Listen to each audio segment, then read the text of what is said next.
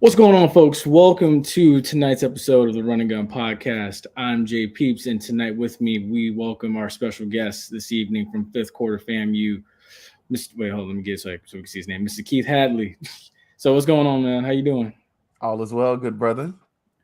That's what's up. That's what's up. Folks, we got a jam-packed show for y'all tonight. We're gonna talk about what are Markquese Bell's chances of starting Week 1 against Brady and the Bucks. Me and Keith, we were just talking about it actually. Ironically, new QB1 at FAMU and everything like that. Oh my gosh, what else? Brady came back.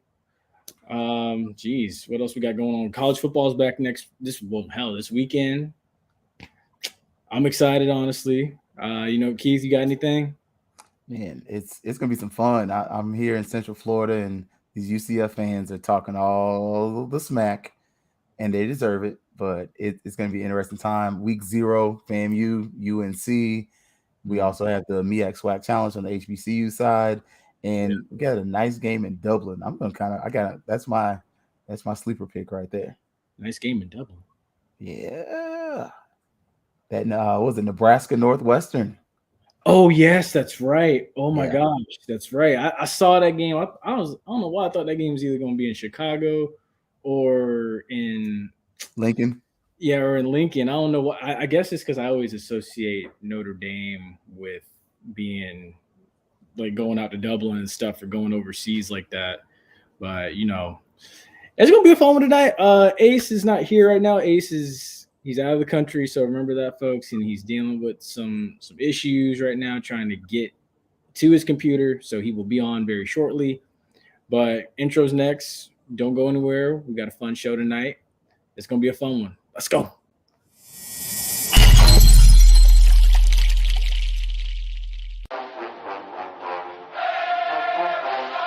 Hey, what's going on, guys? This is JP. This is the Bug. This is JC. This is Flash. This is Jimi Hendrix. And you're listening to the Run and Gun Podcast.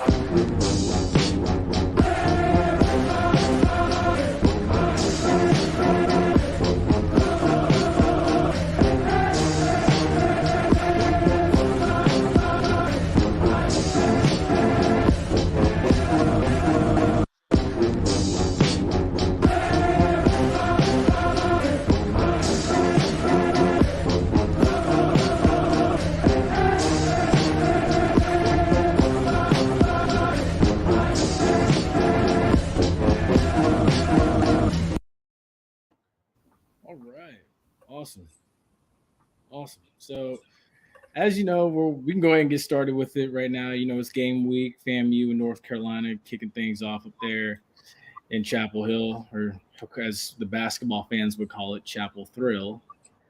So, FAMU comes into this game with a 0.4% chance to win according to the ESPN Power Index. But I know you had the point spread, I believe, for Vegas. Is that correct? I do. It's a 39-point spread, and from what I'm hearing and what I'm seeing, it's a double take. It is taking UNC pretty much is predicted to cover the spread and win the game. So okay, but my bad again because Ace very telling. I was going to say that again because Ace. Oh no, it's cool. No. Oh yeah, no, it's a 39-point spread, and UNC is predicted to cover the spread as well as win the game, which it's not an exciting or not an unexpected predicament. So, and everybody, America, that is the one and only Ace. Ace, say what's going on to Mr. Fifth Quarter, Keith. What's going on, Fifth Quarter? How's it First going, or fifth? Man? I think Fifth it's quarter, right? Fifth quarter. Fifth quarter, yeah, that's what I thought. How you doing? Got stuck All in some well. traffic there. All right, yeah. So Ace,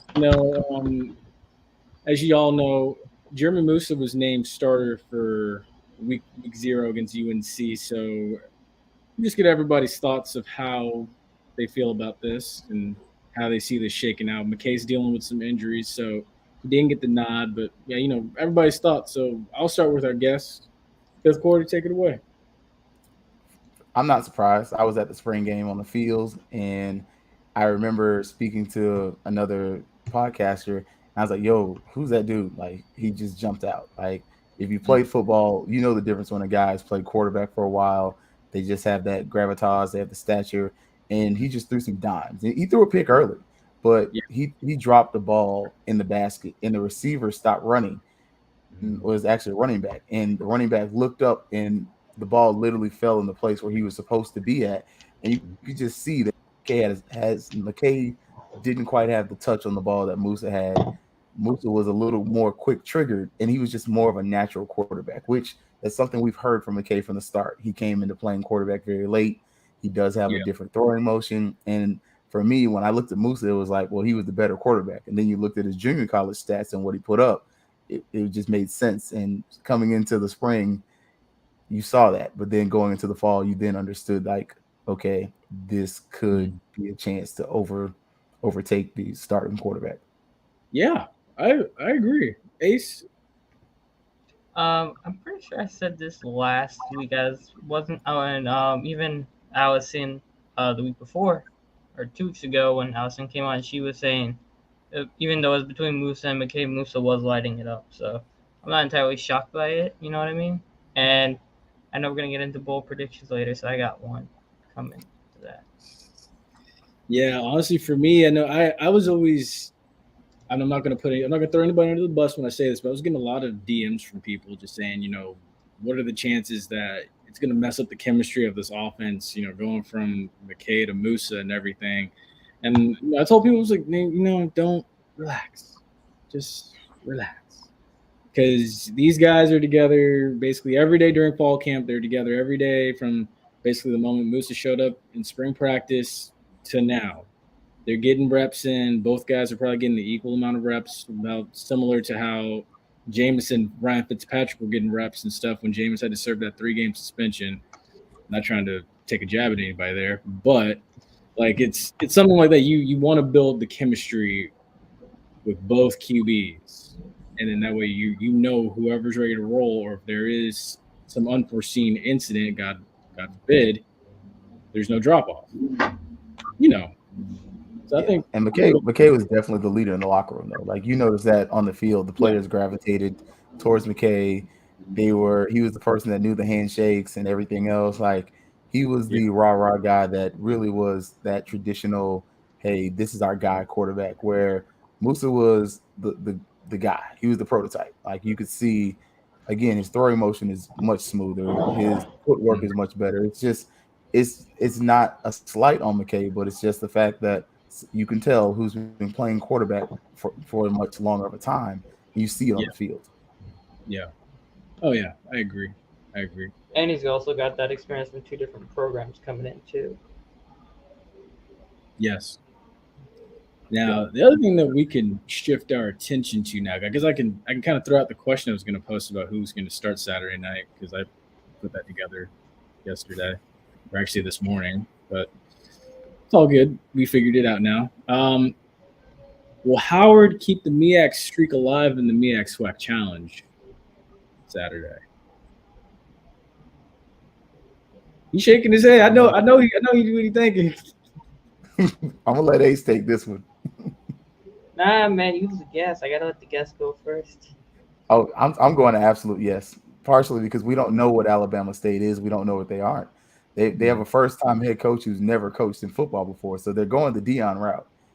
For a guy that's played professional football coming in to be a head coach. So what does this offense look like? We don't know, but we do know that Alabama State has a really good defense. Defense travels, but at the same point, Howard has been in this same system. Granted, they had a 3-8 season last year, so obviously it's not a winning record, but still there's some continuity. You know what to expect, and with that continuity and knowing what to expect, you're going to, in my opinion, get a product on the field that's going to lend itself to doing better. I agree. And I'll say this too. I know you said defense travels. To me, I don't know what that was just now with him. He got 1 point, 2 point, 3 point, 4 point, 5 point. All right.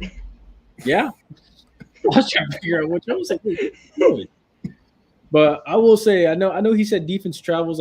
I agree with that. And then also too, we don't know what that offense is going to look like. Because I mean, when you put in a new system like this and everything, I know Eddie Robinson Jr. is a defensive-minded guy, but offense takes time.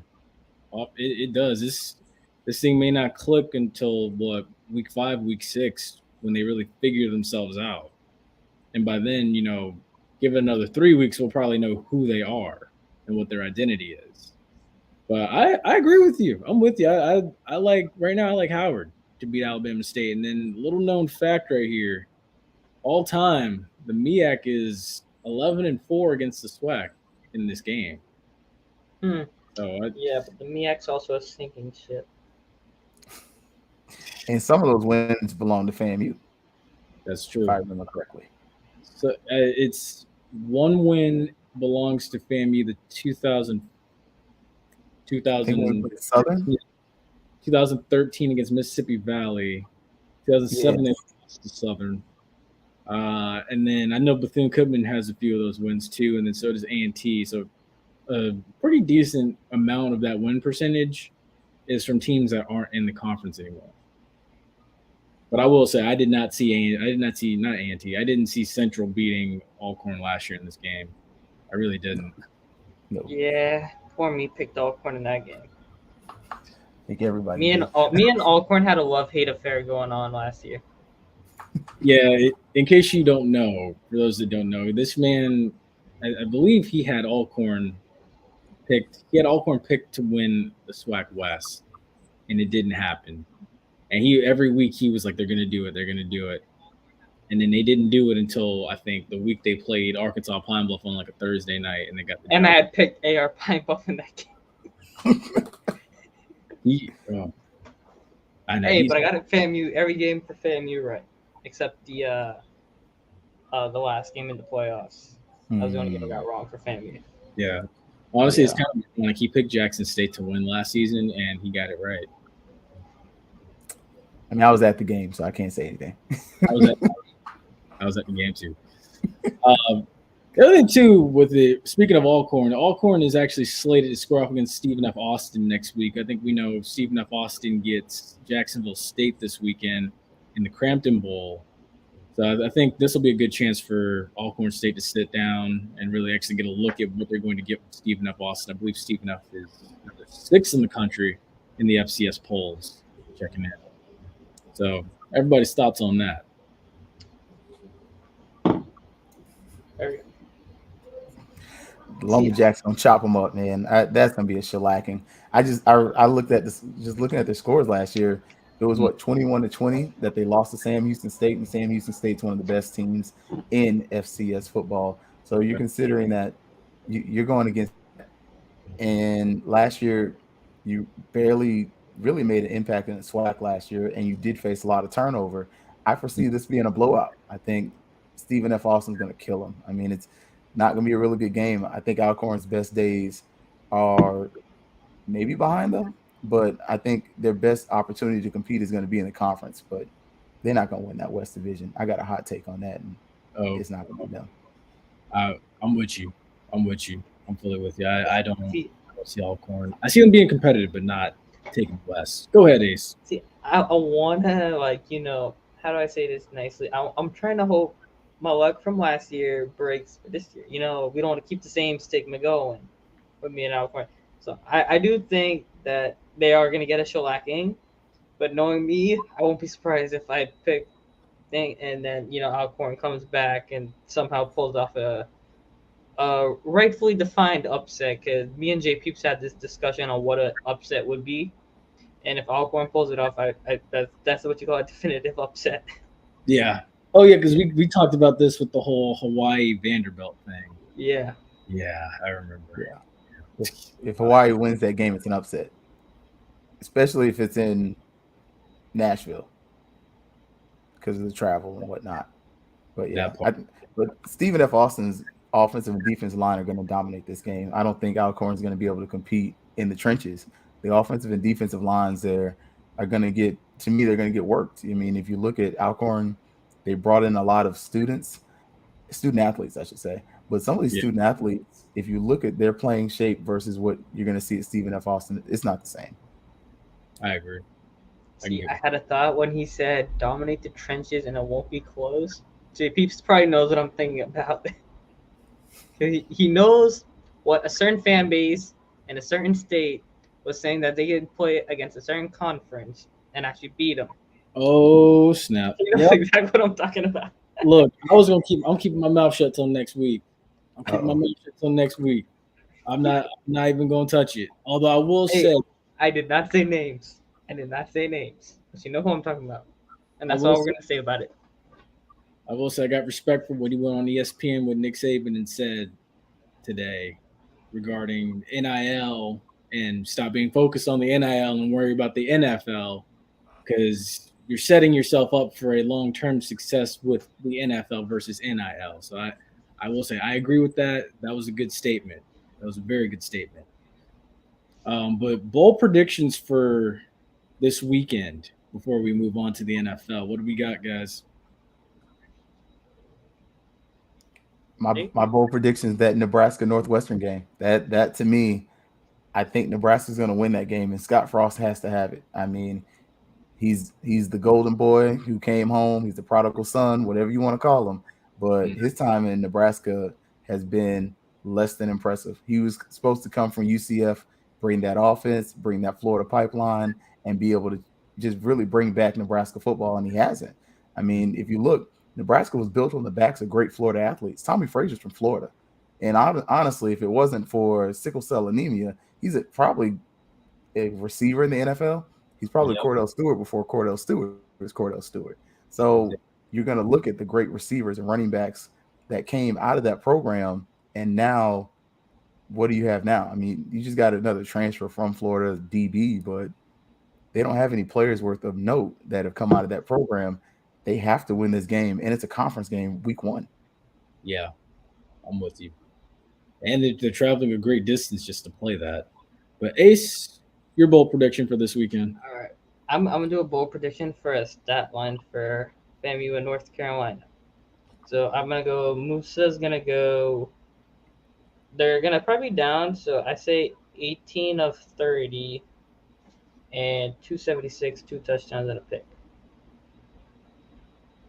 That's actually pretty impressive. That's pretty good. My bold prediction here before we move on, I should have changed the background. Oh my goodness, I did not. I'm sorry for that. Dang. This next one. I take that on myself because normally I'm going to keep the honest on that, and I did not notice myself. But I'm gonna say this. My bold prediction is I think FAMU gets 3 TDs in this game. But I'm gonna stick with Ace's stat line. I think FAMU puts up 3 TDs in this game, but I'm gonna stay with Ace's stat line: 18 for 30, 270 plus, 2 TDs and a pick for Musa. But the third TD they get probably rushing. Rushing. I'm gonna say it's gonna be a rushing TD. And I think Carolina's quarterback's gonna throw a pick too. Oh yeah. He's a redshirt freshman. I mean, he's coming in. He's highly regarded, highly touted.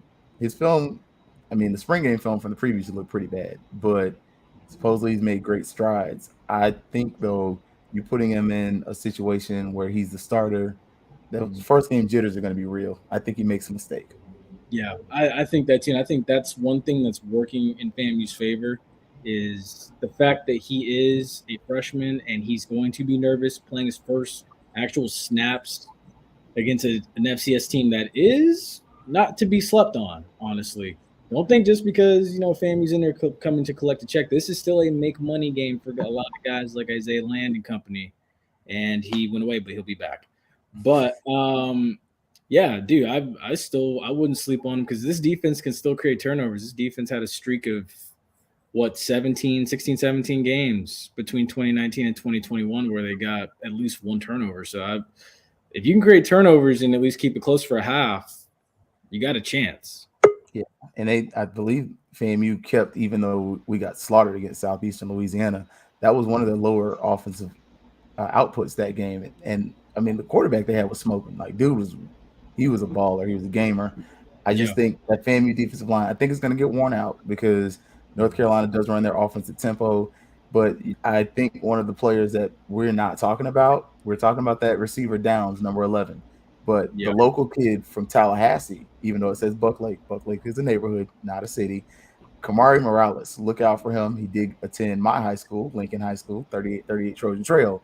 But Okay. he was a guy that their previous quarterback looked to and threw the ball to, has good hands, 6'2". He's not huge, about 245, but he's got good speed and solid hands, good blocker. Look for him to be a security blanket, especially if a guy like Isaiah Land can create any penetration, and General Hunt and the other guys, because while we talk about how many transfers Jackson State brought in, FAMU also brought in some highly regarded transfers, especially at linebacker and in that secondary. I agree. I'm with you. I think Isaiah Land's gonna get at least 2 sacks. I think, yeah, he has to get, at least in my opinion, 2 sacks, be disruptive, create some havoc. Honestly, him rattling this freshman is going to go a long way. And if he can do it against guys that have transferred in Ohio State, I mean not Ohio State, UNC's got a couple of Ohio State transfers that came in on that offensive line. So I mean, if he can be disruptive and stand his ground against those guys, I mean, I think he's made his money. And I think he's going to build a lot of momentum going into the next week, which is another important week. Yeah, I think Land, to me, we talk about him as a defensive end, but I think I looked at this personally. If you look at him size for size, and especially if you're an FSU fan, you're going to recognize his name, Kelvin Smith. Literally, Yeah. they're like an inch apart. Like, weight is the same. If you look at what Kelvin Smith did with the Jacksonville Jaguars, I think that's what Isaiah Land can become. Telvin Smith, before he got in that trouble, was a nightmare in the NFL. Like, he was a really great player, and the only reason he's not playing is because he did something off the field that was reprehensible. But off the field, you can't deny that the guy was great. I think Isaiah Land projects to do the same, especially if he can prove that he can cover. And can he handle bigger linemen? Because he's like 230. I mean, you converted a wide receiver to a defensive end, and you put about 40 pounds on him. So what does that look like when he has to go against 300-pound offensive tackles? Facts. Straight facts. But yeah, folks, that's going to take us now to the NFL. So now we're going to swing. Make sure you switch backgrounds. There we go. You know what? See, look, I'm not going to do this with him tonight. But you're professional. So, well, from what we found out this week with the Carolina Panthers, so they lose Matt Corral for the season to Liz Frank injury, which for those of you that don't know, it is a significant foot injury. So his 2022 season, his rookie year is already over. It's time for him to prepare for basically his second year, sophomore season. But the Carolina Panthers also named Baker Mayfield as QB1 over Sam Darnold. So what are we thinking about that, guys? And then y'all in the comment section, if you're watching, feel free to pitch in and drop a comment too. I think it's a good thing for Corral. I mean, it sucks that he's hurt, but I feel like it's almost like a redshirt freshman year. So now he gets a year to really learn how to be in the film room. And you're in there with a guy like Baker Mayfield, but really the other quarterback is the dude that you really want to talk about because he knows he's not playing. Was it Sam Darnold, I believe, is the other quarterback? Sam Darnold. So you get two guys with NFL experience that you can sit in the film room with that kind of both understand that, all right, you're not going to be ready for this year and you're probably not going to be ready for next year either. So you really can get 2 years to really sit in there, learn how to watch film like an NFL quarterback, and also rehab your body. I think it's as bad for him in the short run because you wanted the guy to get an opportunity to play. But in the long run, it could prove to be a situation kind of like that orange thing you got behind you there, JPeeps, where Steve Young was in Tampa Bay and didn't do a darn thing. Then he goes to the San Francisco 49ers and he becomes Steve Young. Yeah. Just saying, could be a thing. I agree. The one thing, actually, Ace, go ahead, Ace. Yeah. So, okay, I'm gonna say this, and don't kill me for this, but have you guys been watching? God, what's his name now? I'm forgetting. I don't remember. Tyler Huntley with the Baltimore Ravens. Yeah. I've been you saw what he did last year when Lamar got hurt, right? Yeah. And you see what he's doing in the preseason. What he's done since he's been in the league is more than what Sam Darnold has done since he's been in the league. Like, he's shown that he can handle the NFL better than what Sam Darnold has shown up to this point. Mm-hmm. And when you look at Sam Darnold, he's got traded out of New York in favor of Zach Wilson, essentially. he got an opportunity in Carolina, and what they saw from him last year, even without Christian McCaffrey, when he was on the field, they were winning games. I will give them that. But he did not show he can carry an NFL offense by himself. And then they bring in Baker Mayfield, and you saw what Baker did when healthy in Cleveland. Like he took his team for the first time. I don't even know how many years. Like a long time. Cleveland hasn't been in the playoffs. First time He in took that team. years. How many years? 18. Last time they made the playoffs up to that point was My 2000. entire lifespan. He comes in. He had a rough rookie season. That was what Hugh Jackson as his head coach. Then he had Freddie Kitchens as his head coach. We all know how those two are. Don't blame him for that.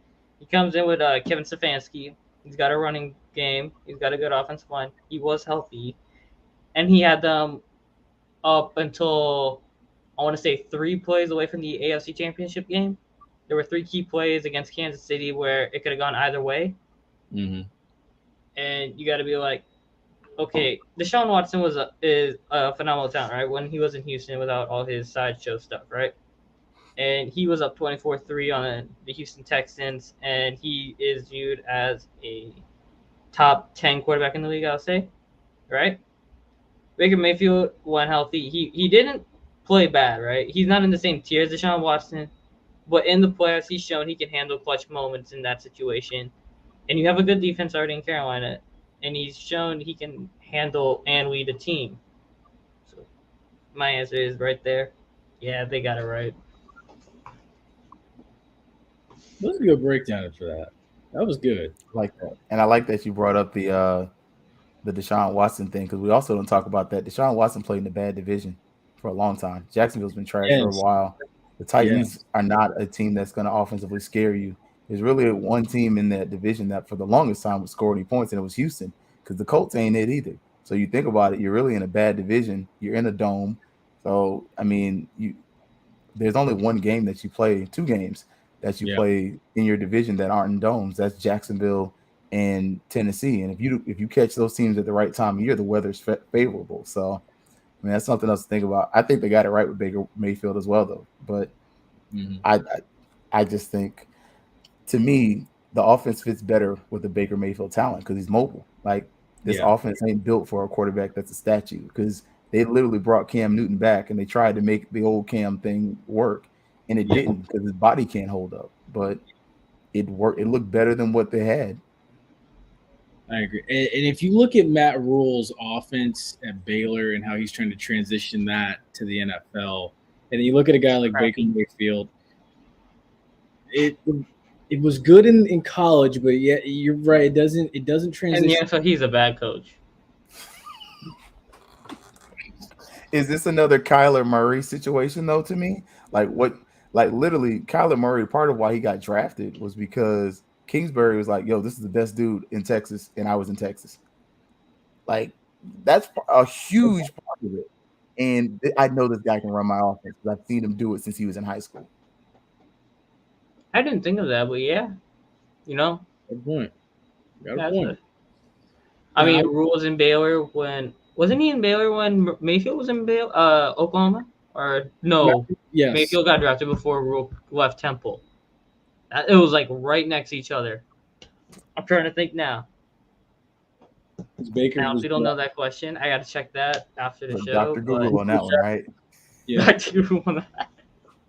Well, while he Googles that, though, I will say I do think that I feel like if there was anybody that could run Matt Rule's offense, it is Baker Mayfield.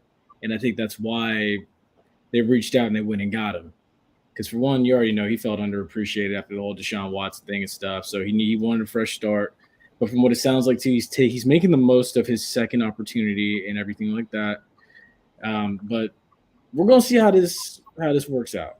We're going to see. It's going to play in his favor too, bro. Like, think about the weather in Carolina's. Like, literally, the weather doesn't get crappy until November, December. The season's almost over. Like, Cleveland, half the season, it's horrible. Like, and he's not the tallest quarterback. He's not going to have great weapons. McCaffrey is a liability injury-wise at this point. Their receiving core is not the best. Their tight end room's not that good. Like, the Carolina Panthers truly aren't really a good football team. Like, And Baker Mayfield may have just made them the third best team in the division from being but 30 last. And the reason the Falcons are last is because they were literally waiting on whoever the best quarterback is in next year's draft. And they said, well, we'll just rent this guy. Rule and Mayfield did play because he was head coach in 2016 and Baker got drafted in 2018. So 2017 they played each other. Okay. So he's seen enough of Baker to think, if I ever do get a shot at getting him, I'm gonna maybe try to get him. Okay, that makes sense. The other thing that happened too was this whole story with Dana White about Brady and Gronk going to the Raiders. Look, now I want to remind everybody. Remember that discussion Brady had in the little barbershop Oh, on HBO or Showtime. You don't want to bring me in for that MF. Yeah, I remember that. Yes, because Derek Carr does qualify as an MF. So yes. See, for the longest time, I was thinking to myself, I thought he wanted to go to like San Francisco or something. I thought he was talking about Jimmy G. But now that I think back to it, I'm like, you know what? It makes sense that it would be Derek Carr. Because, Dana White says all these things, like he had a house lined up ready to buy and everything, and then Gruden shoots down the deal. Look, twice John Gruden has screwed over the Raiders to help the Bucks get the Super Bowl. Twice. All right. Go ahead, Ace. Go ahead. I'm gonna drop a hot take here. Yeah, if I was a GM, not saying I am a GM, but given how Jimmy G, even though he's not like the flashiest quarterback or whatever, right? Mm-hmm. He has shown he's won games, and I might take him over Derek Carr. I mean, his deep ball in the Super Bowl might like ring some things, but he did carry that 49ers team to the Super Bowl. Did he carry it or did Debo? Well, the running game did carry, but even Derek Carr missed some throws against Cincinnati. Oh yeah. Derek Carr is not going to hit every pass, but neither of them are great, is what I'm trying to say. But if I had to take a brown potato and a red potato, I mean they're almost the same potato, but I prefer the brown potato because it makes better French fries. I like Derek Carr better. I'm not gonna lie to you. I think Derek Carr is more decisive. I think Jimmy G is. I think I think with that one you get a little bit of the gunslinger versus the Brett Favre versus the Brad Johnson, and I think Garoppolo is more Brad Johnson than he is Brett Favre, and I like Favre. Derek Carr's not even close to Favre, but I'll give you how the type of play is. The type of play is, I can give you that. And also, Derek Carr never had a true one, but neither did Garoppolo in San Francisco. His Markquese Goodwin was his best receiver for a couple of times, and Debo was never healthy until last year. So, by the way, Ashton, what did you miss? We discussed the starting QB for FAMU. We discussed the point spread. We discussed the ESPN Power Index and their chances that they're giving FAMU to win. What else did we discuss? We discussed the MEAC Challenge. We discussed Stephen F. Austin and Alcorn. We are currently discussing Brady and Gronk coming to, or potentially what should have been them going to Las Vegas, but instead Gruden shoots down the deal. They both end up in Tampa. Brady was very upset about it. What year did Brady join the Bucks? 2020? Brady joined the Bucks in 2020 because remember there was that big. So that was going to be the same year Speed Boy Ruggs getting drafted by the Raiders. Yeah. Yes, it was. So even if. Oh yeah.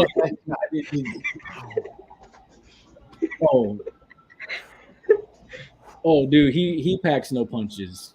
He packs no punches. I can promise you. You should see him. Nah, but that's not what I meant. But okay, so if let's just say hypothetically, right? Brady and Gronk went to Vegas. Okay. I can't even tell you who Vegas receivers were in 2020 because they were bad. And I don't know if Brady would have forced him to draft CD over Ruggs. I mean, Gruden wanted that speed. Gruden was the head coach then. Gruden's still, in my opinion, not a very good coach, but and decision maker, but that's another conversation for another day. And yeah, you kind of dropped the ball because you took a guy who could just run really fast over a guy who can run routes and run fast and catch a ball. Yeah. And Gruden runs an antiquated offense. That's the worst part of his offense. It's very antiquated. So you're gonna Kill Josh you're gonna, Jacobs. you're gonna get an offense that's gonna be like very try to run the ball, dump it down. It gets boring after the first year. Like we remember in Tampa, by the time he left Tampa, nobody was crying when he left. Oh yeah, they weren't. They weren't. And then the thing is that I have to agree with this. He did win with someone else's team, but then he slowly transitioned it to becoming. I want to say because I know. I watched an episode of Collapse about this. By the end of his tenure, the Bucs defense had fallen to 30th in the league, and the offense had risen to 10th in the league. Whereas when he first took over, the offense was 30th in the league, and the defense was the number one defense in the league. So it was a huge culture shock. Yeah, but man, that was a hot take by Dana White because Dana White, he talks Brady into playing for the Raiders. Then he has Brady wanting to go. Then Mark Davis, if you read Mark Davis is claiming like, oh, I don't know what happened, and then Gruden kills the deal. Like that's a huge deal, partially because I mean your team probably would have at least made the playoffs. I mean, I don't think they would have won the Super Bowl because that's almost acting like Patrick Mahomes and them boys ain't doing what they doing over there. Like, exactly. We can't ignore that the Chiefs are in that division. Exactly. And then the Chargers were up and coming too. And they drafted Justin Herbert that year. Exactly. Like Justin Herbert was slinging it his rookie year. Like it wasn't going to be easy. Like they would have had to spend a lot of money the next offseason to get the guys that they wanted if they even hadn't have acted so quickly with Brady coming in free agency and stuff. But I mean, I just part of it too is I don't know if the rift would have costed them because I don't think that Gruden and Brady would have gotten along too well. I know because the thing I've noticed with Gruden is he says he likes a lot of people, but deep down, he didn't. He really didn't. Like him and Keyshawn, he played it off like him and Keyshawn were friends, but no. See, for the Raiders thing to have worked, you needed to hire Josh McDaniels in 2020. Or to have kept Khalil Mack. Like that's another thing we're not talking about. Like the departure of Khalil Mack is very much tied to how that program just kind of ends up becoming like a middling team in the division. Like they're the third, fourth team. They're not the one. They're not going to be the two because you lose the best defensive lineman in the league and you don't really surround them with any other talent. Like, I mean, you can slap lipstick on the pig all you want. That thing's still a pig. Yeah, Gruden and Maycock played a big factor in Mack leaving. Yeah. So, dude, between him with the red fry and the brown red potato, brown potato, and you with the pig, y'all are tripped, dude. Oh my god. I think that deal works in the Bucs' favor because one of the other things is the fact that I believe Nevada no state income tax, and I think that's part of what keeps Brady here. Like you got to think the income tax in Massachusetts is stupid high compared to Florida. There is no state income tax, so if you start looking at it from that perspective, there's only 3 or 4 states where Brady may consider it. Tennessee ain't one of them. There's only a couple teams in Texas to play for, the Cowboys or the Texans. Neither one of those were a viable option. It's either the Raiders or the Bucs, and then maybe the Dolphins. Because, I mean, Jaguar fans don't even go to Jaguar games. Why the hell would an elite football player want to go there? I've seen that firsthand. I believe. I agree. I fully agree. But yeah, I think he did right by coming to Tampa. Honestly, in the end, I know he wouldn't have won a Super Bowl if he went to Las Vegas. Yeah, I don't think he would have either. I got a question from Ash. The Bucs with Jameis could have really made a serious playoff run if he doesn't throw the same amount of picks as he does touchdowns. I've told so many people that if he'd have thrown half the picks that he threw that 2019 season, the Bucs would have been in the playoffs because they were literally right there. We got a question from Ashton. I worry if we do somehow beat North Carolina, the team will get too overconfident, and that might cost us against JSU. Again, we could switch to college football now with this one. I don't share that concern just because my biggest concern with the game against Jackson State is the freaking fields. One of the things that we're not talking about is that field's going to get used a lot. The day before, you have Bethune-Cookman playing the University of Miami in that game, and Mario Cristobal likes to run the ball. He is not, granted, Dykes is a great quarterback, and I don't like the University of Miami. I'm a Seminole fan. Seminoles, FAMU, those are my teams. But Van Dykes likes to run the ball, and BCU likes to run the ball. So you have two teams that like to run the ball, and they're going to tear up the field. And the next day, you get two teams that one likes to throw the ball, and in FAMU, we like to throw the ball, but Simmons has openly told us he's looking to run the ball more, even though he's selected a gunslinger as the game one quarterback. So what are the field conditions going to look like? Because that's what made the game trash last year. It rains right before kickoff. Like, we're walking to the stadium, the sun is shining. Literally, as soon as I got to my seats, it starts raining. Yeah. And it changed the game. I think that's honestly a huge factor because, honestly, I remember the drive-in Sunday morning. It was clear skies all the way down to South Florida. And then as soon as I got in my seat and both teams came on the field, it started to pour. And I was thinking to myself, this is going to heavily affect the way both these teams want to throw the ball. Thankfully, it did. Honestly, because we got a hell of a defensive showdown, honestly. But I'm anticipating the same thing. I would anticipate the same thing to happen again. Plus the fact that he just stated, both Cristobal and Bethune-Cookman both like to run the football, and you don't know what the Florida weather is going to do. You never know. So I'm anticipating something like that happening again. Hoping for the best, but I'm prepared for the worst. Ace. Yeah, I have my background setting for that one back in the NFL section, but for this one, what fifth quarter said is pretty much that first week is gonna have bang bang bang bang abuse in Miami because I'm sure they'll probably have a high school game coming in at some point. I'm not entirely sure if it's that weekend, but even if they don't switch the field out, there's going to be some use in that already. And then the weather in Florida at this time of year is really crappy also. Mm-hmm. So I think it's going to probably have a soak field some point during that week. And then you're going to have Bethune-Cookman's game with Miami. And then you're going to have FAMU's issue. And honestly, I don't think FAMU's beating North Carolina. So, there's like a hypothetical. But it shouldn't make too much of a factor. I think this game, last year it was 7-6 was the final score between JSU and FAMU, right? I think this game could be more like a 14-13 kind of game. 14-13, 20-17. It will have a little bit more scoring because, this year's not going to be a feeling out process. More so of, all right, we know what we're going to probably expect from the two sides. And it'll be more of a clash.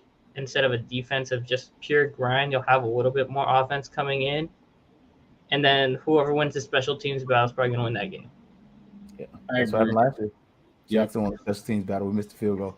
But I think this game's going to be more high scoring. I'm not crazy about Shedeur. I think he's a very good quarterback. I think he's a killer pre-snap. Pre-snap, that kid is a monster. But he kind of has a winding throwing motion. He looks like a pitcher. Like, he reminds me very much of Jameis Winston as far as the motion being elongated, the long stride, and I think that is detrimental when he's throwing short. Now, he's throwing a deep ball to a 6'5" Malachi Wideman running down the sideline.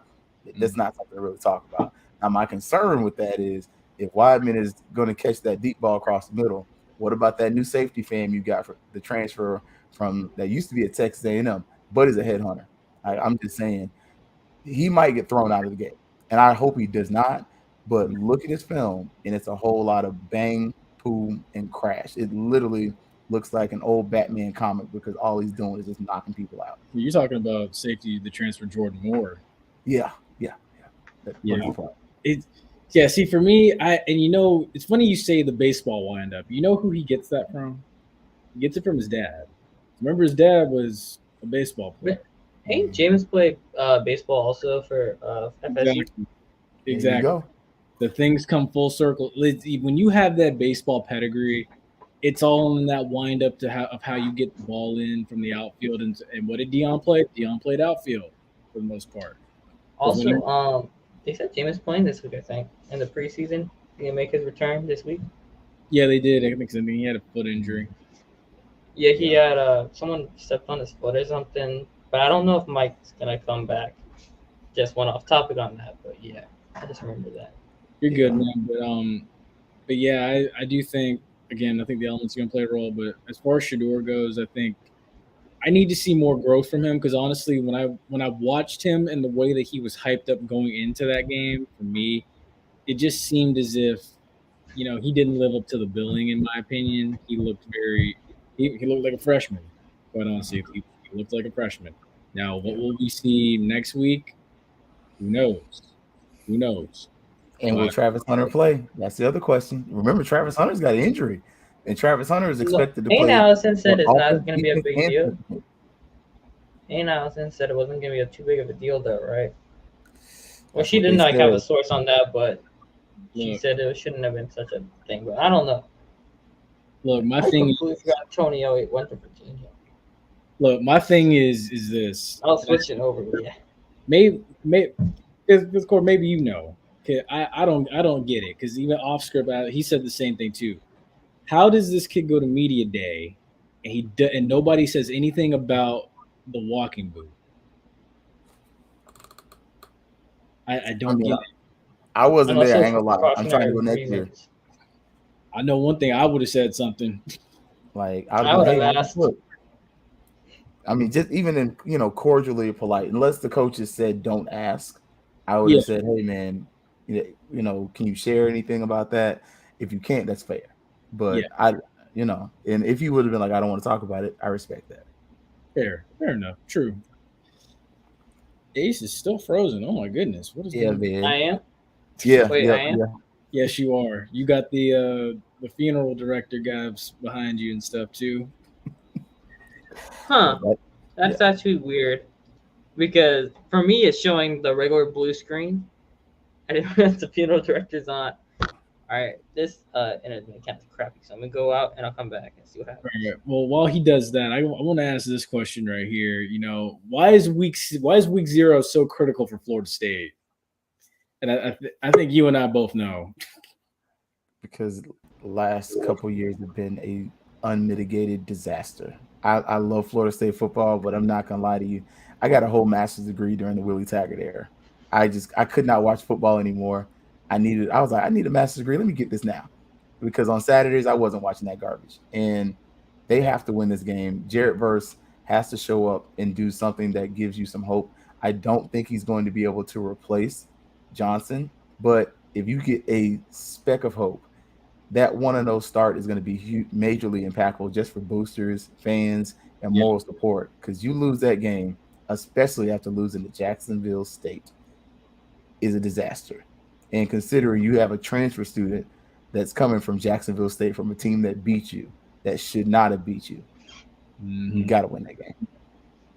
Yeah, exactly. That's my thing. I'm like, look, you need to win this by 40 plus.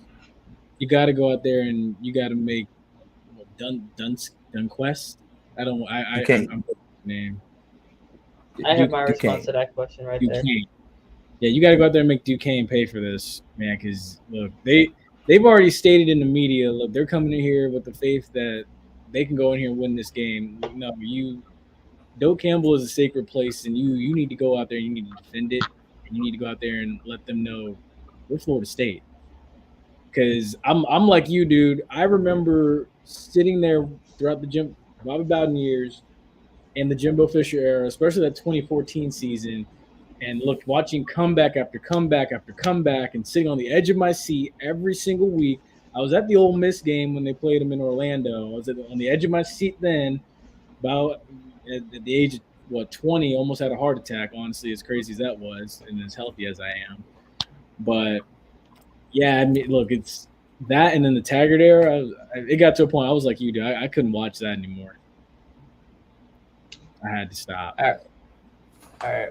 Before I go and make too much fun of them, hopefully they don't do what they did against Jacksonville. Was it Jacksonville State or Jacksonville University? It was Jacksonville Jacksonville State. Jacksonville University Yeah. dropped football.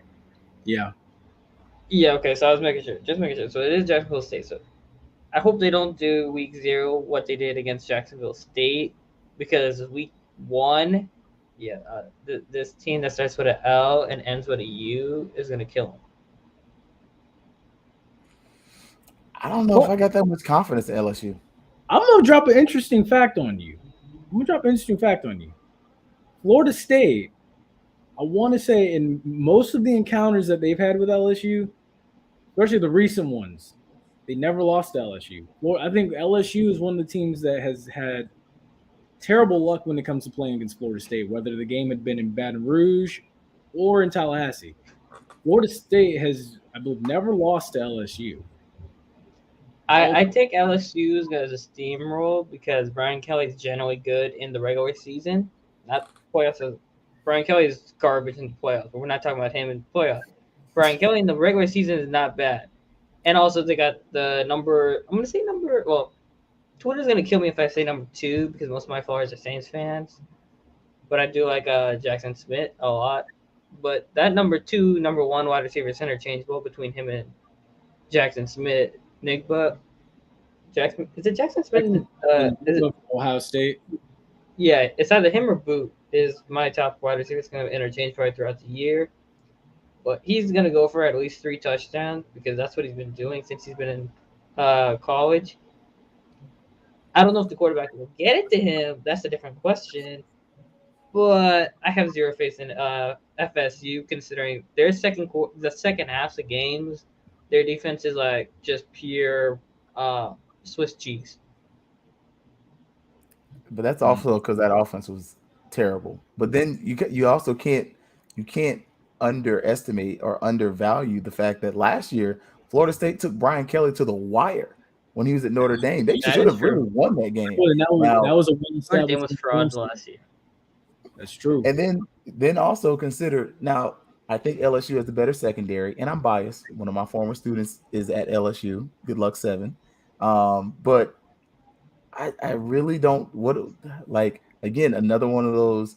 How well do they know the offense coming into this game? And it's in New Orleans. It's at the Superdome. It's gonna have that atmosphere to it. I think Florida State's gonna be closer than you may give them credit. I think if the spread is less than 2 touchdowns or more, I take Florida State.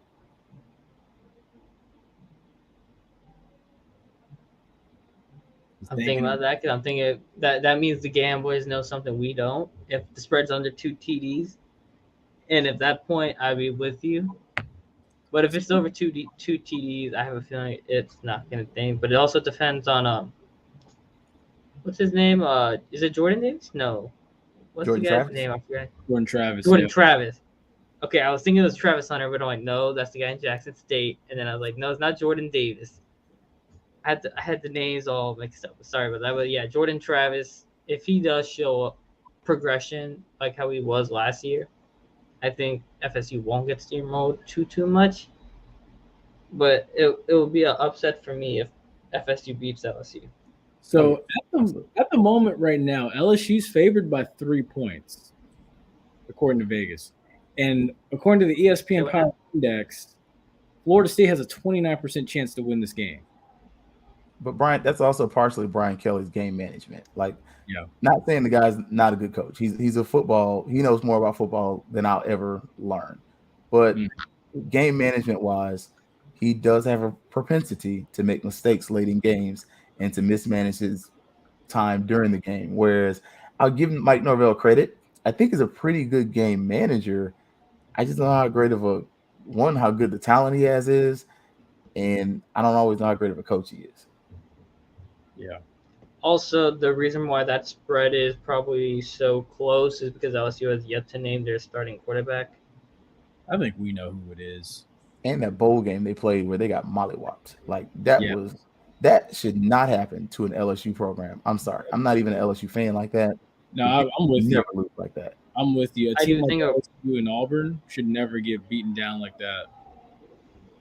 A ground and pound type team or a very rough team where okay, we're playing these guys, we're going to wake up sore the next day. That should never happen to them. Yeah. Totally. They had like between corner that they played quarterback that Jaden game. Daniels Yep. and Garrett Nussmer. I have no idea how you spell his name. Let's say his name, so I'm gonna just say Nussmer.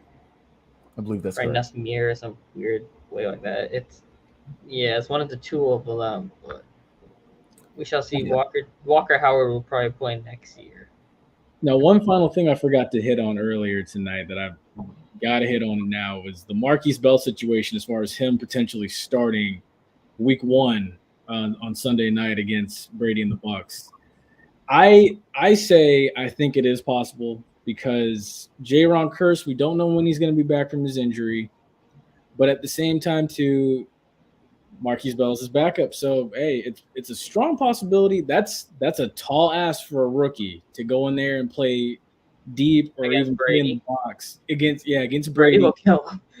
Brady will probably kill him. That's a tough ask. Jaron Kearse, in all reality, he isn't like he'd be in the bottom half of safeties in the NFL. Stop being nice. The Dallas Cowboys secondary and the safety ain't been good since doggone Woodson was back there. Like, I'm a Cowboy fan, and I've seen the Cowboys in person. Honestly, Markquese Bell is probably the best safety that they've seen in a long time, but they've also protected him because when you're watching him on the film, he's pretty deep in coverage, and they're pretty much having him play over the top, and he's still coming all the way down to the box to help make tackles. So I don't think he starts, I'll be honest, but the Cowboys secondary ain't much to talk about. I mean, we got lucky with that corner Diggs. Yeah, I was about to say, we got lucky with Diggs. Have over 8 picks, but he's also going to have like 1,200 yards against him. Right. And like 15 touchdowns. Exactly. Like, so the Cowboys secondary's never not been their strength, honestly, since what, Dion left? Yeah, Dion and Terrence Newman. Yeah.